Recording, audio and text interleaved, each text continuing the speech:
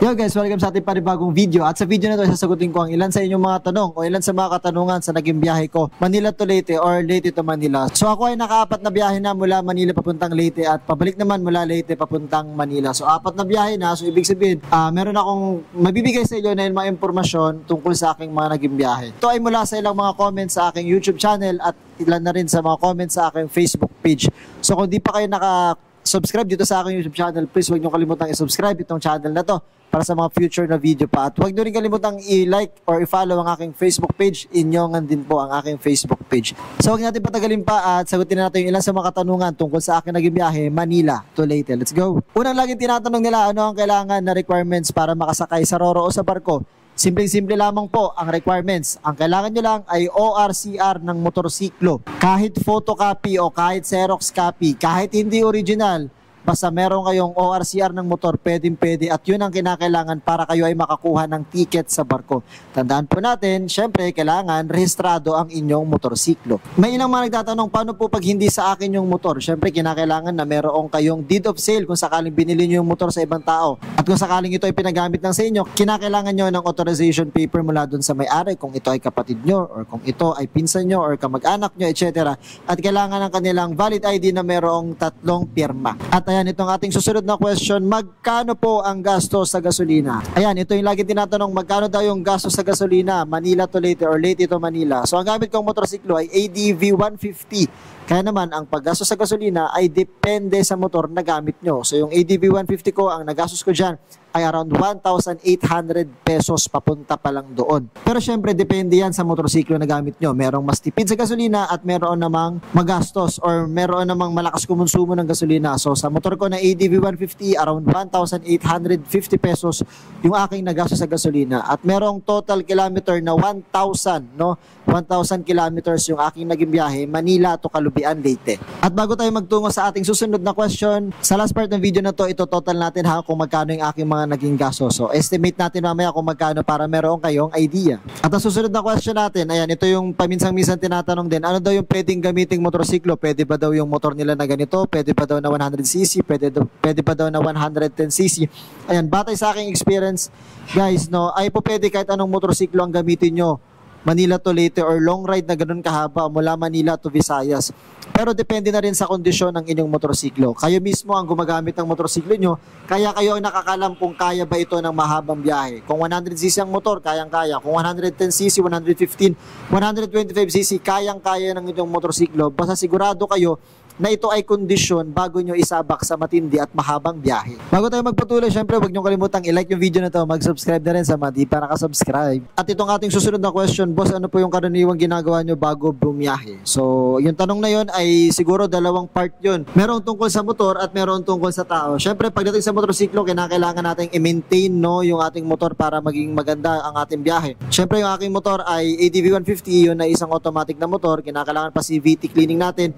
Tignan natin kung kailangan ng palitan yung clutch lining, kailangan ng palitan yung bola, or everything na pwedeng palitan doon para hindi makasira sa ating biyahe. Huwag din natin kalimutan i-check yung ating preno ng ating mga motorsiklo dahil importante yan para sa safety natin. I-check din natin yung ating langis. Bago tayo bumiyahe, syempre i-change oil na natin yan, palitan na natin yung mga langis na yan. Kung kailangan din palitan yung gear oil, palitan na natin yan. Sa mga tuwid, i-check natin hanggat maaari yung ating mga motorsiklo bago natin ibiyahe. Para mas maganda, pumunta kayo sa mga profesional o sa mga kilala nyong magagaling na mga mekaniko para talagang makikita at mabubusisi nila kung ano ba yung mga kailangan palitang pyesa doon sa inyong motorsiklo. At para naman sa tao, ano ba yung kinakailangan natin gawin bago bumiyahe? Kung halimbawa, first time yung bumiyahe, wala kayong idea, kaya napadpad kayo sa video na to. So ako, ang ginagawa ko or karaniwang ginagawa ko, wala naman, usual lang or casual lang kasi nasanay naman ako sa aking biyahe na ganun kahaba, no?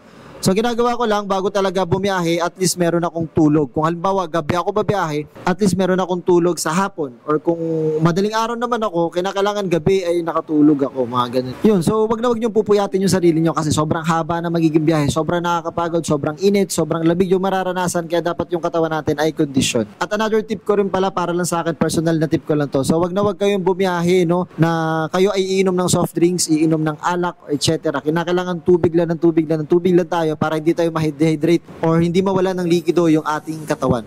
Hanggat maaari, kung iinom tayo ng kape, siguro isang beses lang. Ayan, pasensya na ako, medyo maingay yung background natin dahil meron nagpa-practice, no?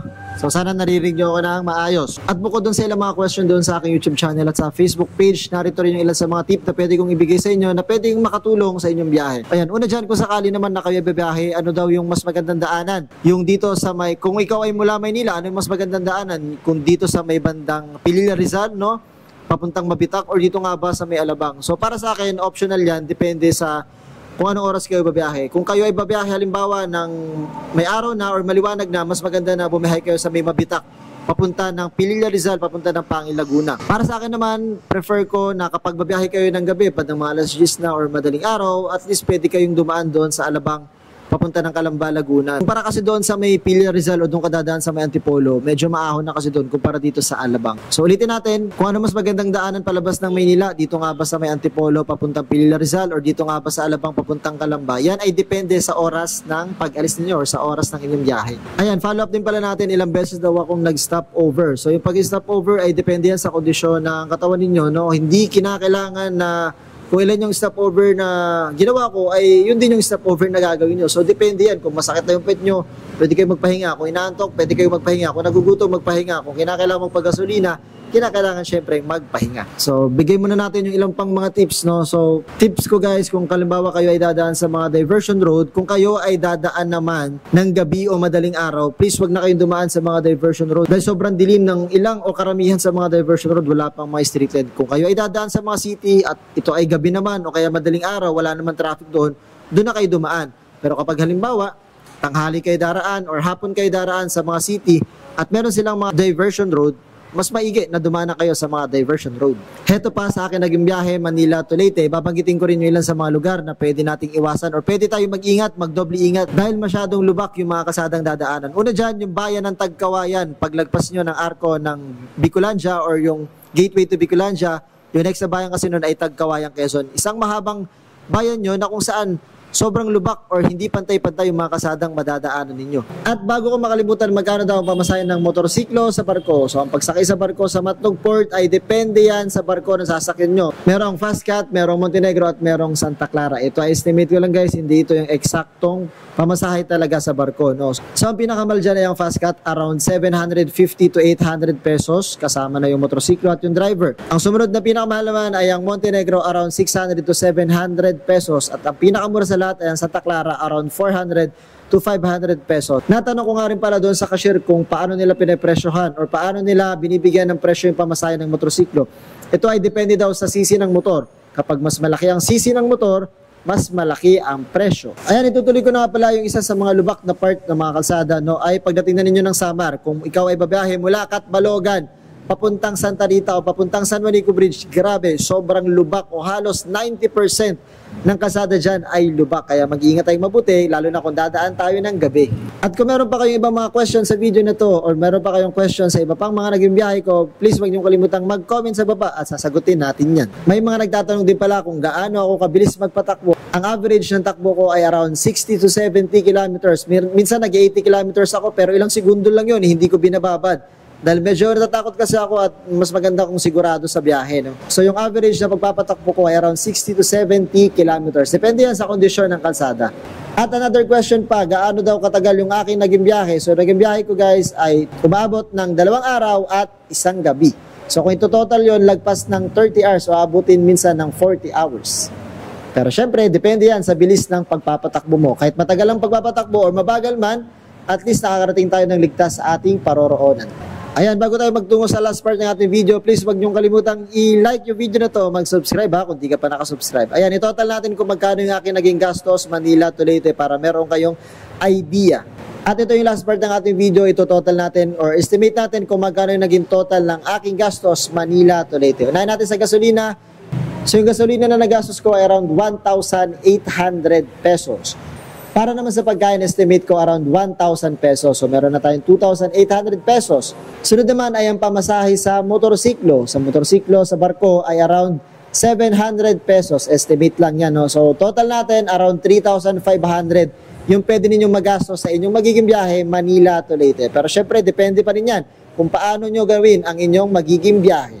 Kung meron pa kayong ibang mga katanungan at hindi ko nasagot yung tanong nyo, pwede nyo i-comment dito sa ating comment section at sasagutin ko yan isa-isa. At sa pagtatapos ng video na to guys, huwag nyo kalimutang i-like yung video na to, mag-subscribe ha kung hindi pa nakasubscribe. Hanggang sa muli, paalam!